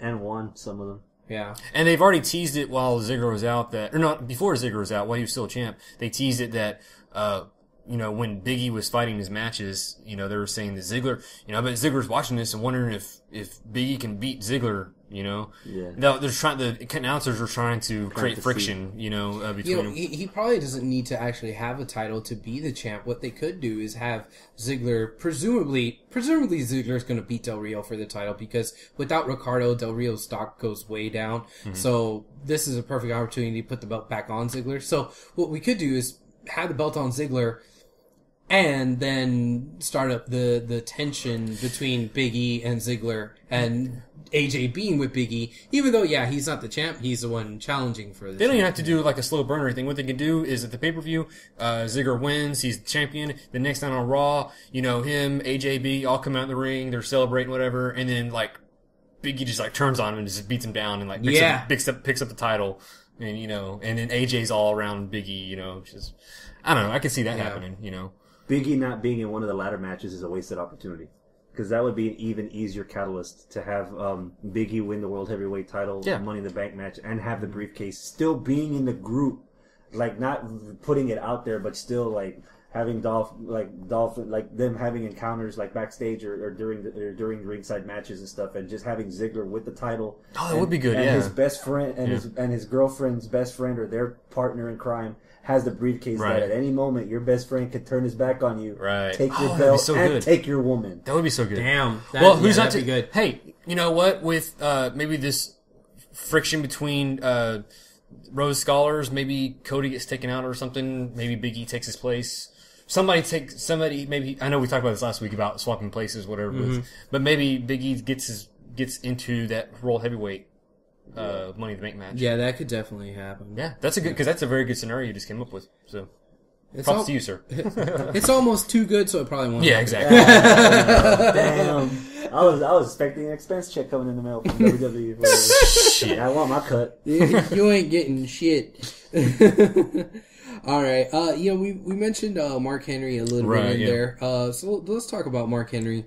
Fantastic promo he did. It was a fantastic promo, but also it was fantastic vignettes on Raw. The little history. Yeah, what do they call it? The career retrospect. Retrospect. Yeah, that's what it was. Crap. That was great. I thought it was really, really good. And Yeah. of course, I'm just a big Mark Henry mark, so Yeah. that could just be that talking. But Yeah. I thought it was we all like Mark Henry, us, because we've been watching wrestling a long time. We know he's been around for a long time, But this I forgot. You forgot how long he's been on It's been that long that I forgot. Yeah. Like there's so many different entities of Mark Henry, the Right. singlets, the gimmicks, the Right. silverback, the world's strongest man, the just fresh off the Olympics, fresh off the strong. Yeah. Oh my god. Yeah. Yeah, been he was there like the a Olympic long hero time. If there's before ever Kurt Angle. Yeah. If there's ever a reason to respect Mark Henry even more, it's because of that career. His longevity. Yeah, the longevity. Yeah, and he said it. Yeah. And what did he say? He said something. I deserve it, damn it. The way he said that. The way he said that was so He real. meant it. Was so real the way he said that, And speaking of real, the very last thing he said in that promo, his delivery on that line was fucking perfect. Yeah. Swayed back and forth, the camera swaying with him back and forth like if it's a freaking horror show about to go off. Yeah, and then he was like, John Cena, I'm just gonna whoop your ass. Oh, beat your ass. Beat your ass, yeah. And hey, that's Short and to the point. yeah, That's exactly. no bullshit. No bullshit. Hey, I'm real gonna quick, whoop your ass. I thought about this. I want to get yours guys' thoughts on this. Okay. Okay. He came out. Lately, he's been wearing suits. Mm-hmm. Last night, he wore a T-shirt with a new shirt with the new logo on it. I, in my mind, immediately pictured that logo as the little side belt. The logo was on the side of the championship. Oh, yes. Yeah. I can see that. Is it coincidence? He just happens to get a new shirt with a kind of a rectangular shaped logo that could easily be put on a title.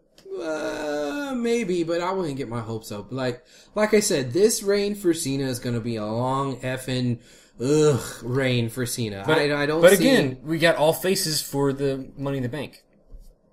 So you're gonna have a face versus face? Yeah, but I mean, dude, you can't. Just because you win Money in the Bank doesn't mean that you're going to challenge right then and there. I mean, you can. I mean, Yeah, Kane true. did it. Kane did it on the same night, but I wouldn't take too much of who's a face and who's a heel into consideration when we're talking about Money in the Bank. Okay. That contract lasts a effing year. All right. All right. I'm just saying it's just, everything they've been doing with Mark Henry, especially last night's show with the whole career review and this promo that they did, talking about how long he's been with the WWE. I can definitely see him maybe giving him the ball this time. You know, Maybe, but that to me feels so much like 2008 John Cena's reign, when it was like, okay, Bobby Lashley's finally gonna beat him. Oh, no way. Oh, okay, Batista's finally gonna beat him. Oh, no way. Okay, Umaga's finally gonna beat him, and everybody was convinced Umaga was gonna beat him, and I was. oh shit, he didn't beat him. You know, like, difference here. This isn't these, I don't want to say flash in the pan, but these new guys coming in who are just happening to be monster heels like Ryback or something. These aren't brand new guys. This is Mark fucking Henry. He's been for 17 years with this company. He's never had that world title. This is different. This isn't. I would say it's bigger than The Rock. Oh. what?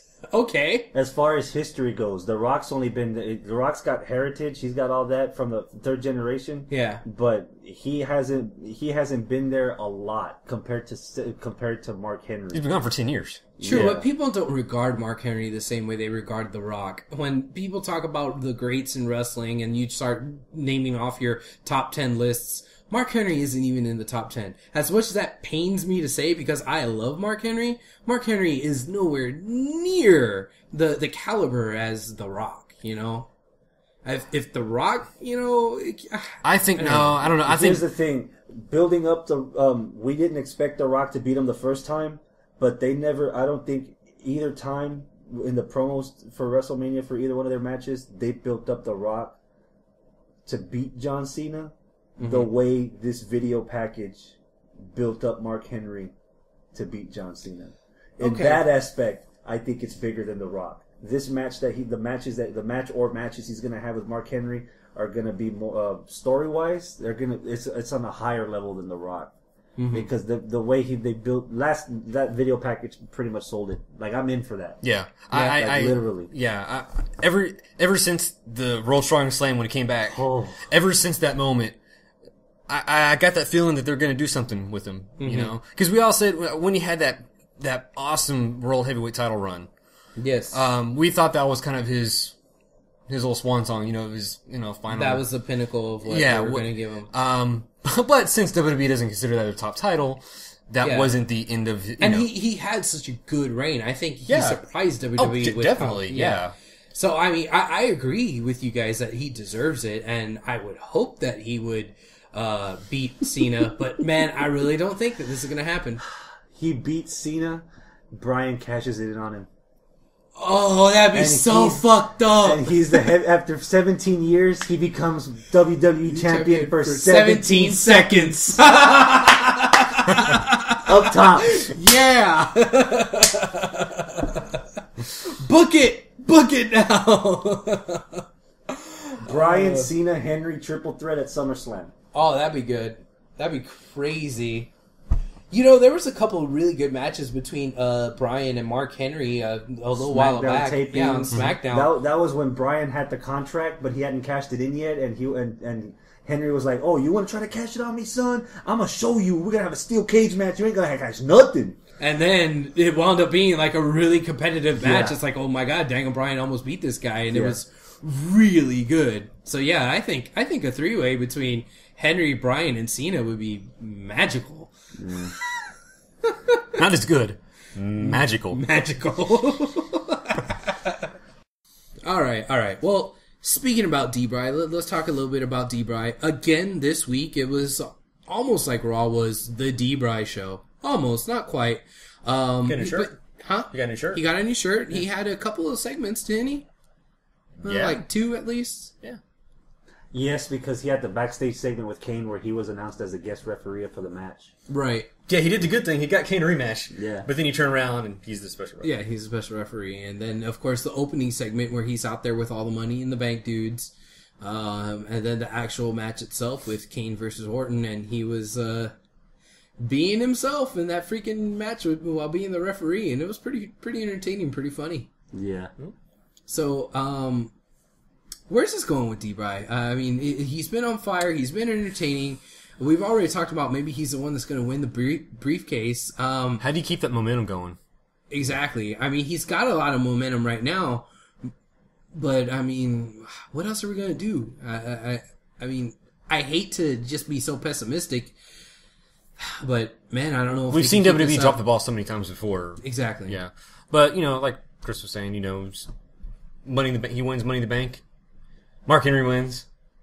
And he just Cashes passed it in. on. 17 seconds Yeah. into it. That was the whole pinball game with Daniel Bryan. He came out first, and then Orton came out, which Sheamus came out first, which he had history with, and then Yeah. Orton came out, which also Daniel Bryan had history with. Then Kane came out, which Daniel Bryan also had history with, and he bounced off with every single person that came Even in. CM Punk. Bryan interacted with them. Christian came out. I don't remember. He if there doesn't was have. He doesn't have history with Christian. He doesn't have history with Christian. Right. But He then, needs to. He needs to. Hopefully, we get that either on SmackDown or on a Raw show before the pay per view. Yeah. And then Before Punk, it's too late with Christian, because I think he's kind of on his last run here. I kind of They agree couldn't even too. get the guy a new T-shirt. Like I know. I'm tired of the freaking church youth group T-shirt that he has. And damn it, before he retires, I want his damn entrance attire again. We're With the gonna- jacket? Yeah, the jacket, the With hood. Yeah, the hood that looks like it's made out of condom wrappers? Yeah, Yes. yeah, yeah. Yeah. The fat Hopefully, pants we'll and get a everything. good Yeah. match between him and Ambrose because that's what's, with the tag match Christian pinning Ambrose Yeah. a week or two ago. I think that's what we're headed for SummerSlam with Christian and Ambrose for the title. But hopefully they could squeeze in something with Christian and Bryan to at least tie into the Money in the Bank. Punk came out and Bryan literally didn't have history. He had a little bit of history with Punk, but Bryan just literally cut him off before he Yeah. started describing every other guy. Which I'm glad he did that. Which I'm also glad he did that. It looked like Bryan was the star of the show on that whole thing. Mm-hmm. Kane was even defending him when Orton was trying to attack. They're putting so much emphasis on Bryan to win, yet WWE has a history of putting the attention on someone just for somebody else from the other side to get it. Yeah. And the fact that this would have been probably the best time to have RVD come out at the end of the whole thing. I thought they were going to throw a 6-man tag last night, Right. and then at the end have RVD just come out and just look at them or do a pose or whatever. If they're literally waiting for him to not appear on WWE TV until the pay-per-view, he might be that blindsider out of nowhere that winds up winning this whole thing because it's easy for him to we'll just talk about RVD, but we'll wait for you to see him on TV for people to forget, hey, he's on this match because we haven't seen him. To where he'll be the one to come out of nowhere. It's too well placed that so far in the last couple of weeks, all this attention has been put on Bryan, like to make him the obvious winner. I think there's something's coming around that we're not expecting, and I think it's coming from the RVD corner. Yeah, and that's what I was talking about last week. Who's your backup as to who you think will win? Because everybody's picking D-Bry right now, but my backup pick would be RVD for those reasons right there that you just stated. But I can't see anybody else really. But yeah, you're probably right. You can't picture CM Punk getting it. Not for a third time, no. And I don't think he needs it now. Back then, he needed it. Yeah. Now he doesn't. He's bigger than Money in the Bank. Especially with Lesnar over the corner. Yeah. He's already got something waiting for him after the match is over. And then not to mention, RVD's had really good matches with Cena before when RVD had his title run. Yep. I don't think we've seen RVD Henry before, but if it's anything like the matches RVD has had with big guys like Brock Lesnar, Yeah. RVD had some awesome matches when he jobbed out to Lesnar. Well, not necessarily a job out, but when he's lost to Lesnar. He put him over. Yeah, he put him over. So an RVD Lesnar match would be really appealing to see, especially for the new fans that are trying to get into RVD and also the old fans that have never gotten that matchup before. Yeah. So that would another indication that that they have something safe with RVD that they could try out for a month or two if he's the one that gets it, because we've seen what he can do as far as that goes. All right, cool. Speaking of RVD, just throw that out there. He is being advertised to be there at the SmackDown taping that's going to be here in Houston on July 25th? 25th. Yeah, it's going to be on a Thursday. They're recording it on a Thursday, not Tuesday normally. And I was confused. We were talking about this a little bit before the show. I was thinking that this was going to be a live event they were just going to. Instead of having it on Friday, they were going to have it on Thursday and be a live event. But you were telling me, Chris, that that's not going to be the case. That what's the schedule going to be like that week? They've done it a few times before. I think they're going overseas to do some shows. So Monday will be a live Raw. Tuesday they're going to tape a SmackDown. Then Wednesday they're going to tape a Raw for the next week, and then the Thursday that they're coming here, they're going to be taping the SmackDown episode for the next week. You might want to check. I don't know if you're checking the WWE.com, the tickets, the tour schedule. It might have those dates, but if not, they've done it before, and that's what leads me to believe it. Because I don't see, there's nothing special on the calendar for it to merit that. Oh, hey, we're going to have a live SmackDown on Sci-Fi on a Thursday. There's nothing on the schedule that on the calendar that gives a reason for that to happen. So the only other option that there would be from what history's done, what they've done before, is that they're going to be taping shows for the next week after they've already taped the shows for this week. So that's how we're going to end up. Because at first I thought this show was in June, and then I think they moved it to July, and then they announced it later on that it was going to be a SmackDown taping and for an episode of SmackDown. Yeah, it wasn't originally like a house show or something. Yeah, it was supposed to be a house show. But then they're going overseas and they just changed up their whole strategy. They moved dates around. So it's going to be you'll have a chance to be on TV, but it'll be taped for the following week. Yeah, so you'll forget probably you were on TV. Yeah, right. Wow. Or depending on the show goes, you may want to forget that you're on TV. Yeah. Yeah. Okay, so that's that. Is that going to be it for wrapping up the WWE talk for this week? Anything else we want to throw on there? Sure, why not? Okay. That's, After we fought with these damn technical difficulties so much this week, I think this show's gonna we're be all cut up and shit. The only good thing that we didn't really talk about, we didn't have time to, but the world title and world heavyweight title, retrospect thing. I thought The that was videos were pretty. The match wasn't pretty. Yeah, exactly. Yeah, I wasn't going to talk about the match. I was going to say the video. The videos Yeah, were it was nice. really cool how they were highlighting superstars from their respective eras on the WWE side and on the WCW side. I thought that was pretty cool. The World Heavyweight Championship side, rather. And they just went by. That would have been that would have been a cool maybe 3-4 week build up to a pay-per-view fight between the two Night champions. of Champions, maybe. Yeah. Not all in one Or Raw. not necessarily, or not Night of Champions bragging rights if they still had that, because that's when they had the brands fighting each other. So that would be a perfect champion. Or when match. when they eventually merge the two titles into one. Yeah. Okay. By the way, odd that they showed the Hulk Hogan tape segment of the champion for the WWE Championship, when earlier in the show when Bryan said he wanted to be like the best, and he mentioned wrestlers and he mentioned Hogan, and he got booed. That crowd, as crappy as the crowd was that night, they were on for the first segment and they booed Hogan when they said Hogan's name. They booed him. I was actually kind of surprised. Yeah. Well, it's Hogan. Nowadays he's not what he once was. But I mean, I don't know. There's still people out there who cheer for him, but whatever. It's Hogan. Okay. That's it for the WWE talk. Let's go on something miscellaneous. It's just one thing that's kind of out there. It's been the big news story all day today. It's Ricardo Rodriguez. He's suspended for his first violation of the wellness policy. How you feeling about that? You okay? I know you were crying for a while earlier. Yeah, I was a little weepy all day. Yeah. Who's your cousin? So. Yeah. So bad for him. He brings a lot of money into the family. I'm sure he does. And that badass Datsun he drove up into in the Royal Rumble. Yeah. The duct tape and all. Yeah. Of all the people to get a wellness policy violation, Ricardo Rodriguez? Really? What? That's really out of the ordinary. I wouldn't have thought that it would have been him. Now, WWE hasn't come out and said what the violation was for.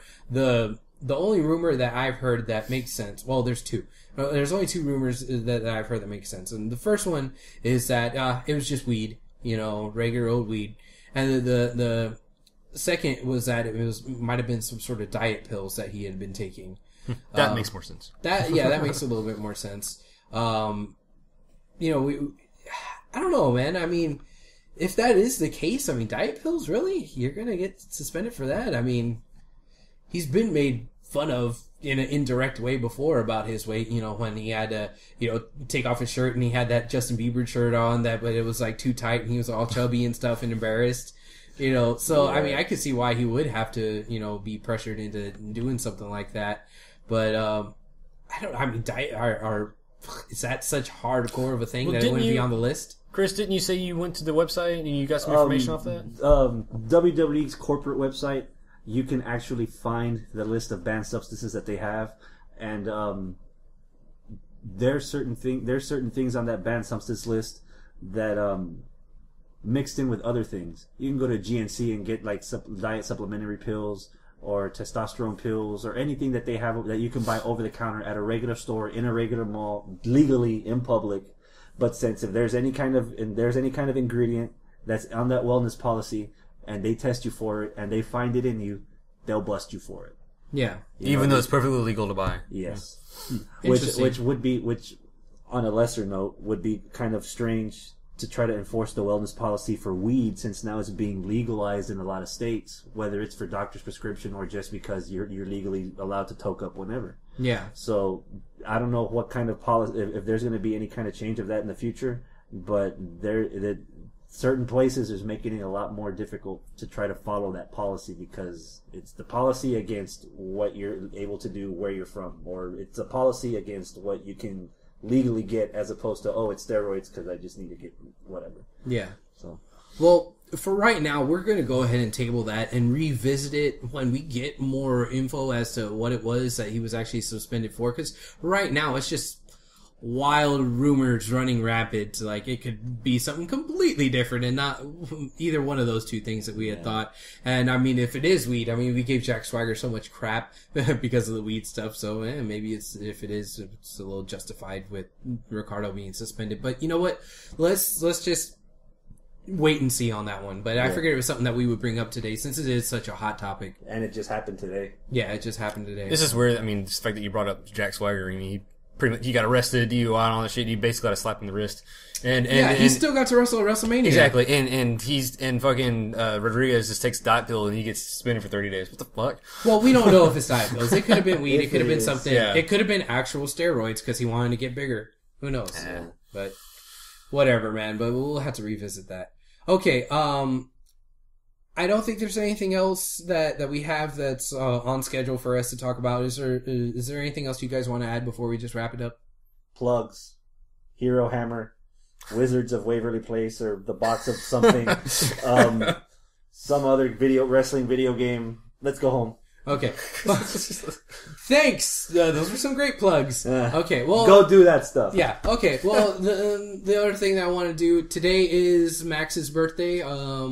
Max from Wrestling with Subtitle. We had him on again last week. So happy birthday, Max. Opa. There you go. Feliz Navidad. Yeah. That's the wrong one. It's cumpleaños. That's the stat button? Yeah. Oh, Navidad is... Oh, fuck. Yeah. Man, my Mexican's Feliz way off. cumpleaños. Feliz cumpleaños. Yeah, my went back is way off. All right, cool. So, that's it, I guess. And we will see you shortly. And hopefully we could finish this episode without having any more technical difficulties. Right? Okay, so far it's working. Okay. Adios, my friends. Keep it classy.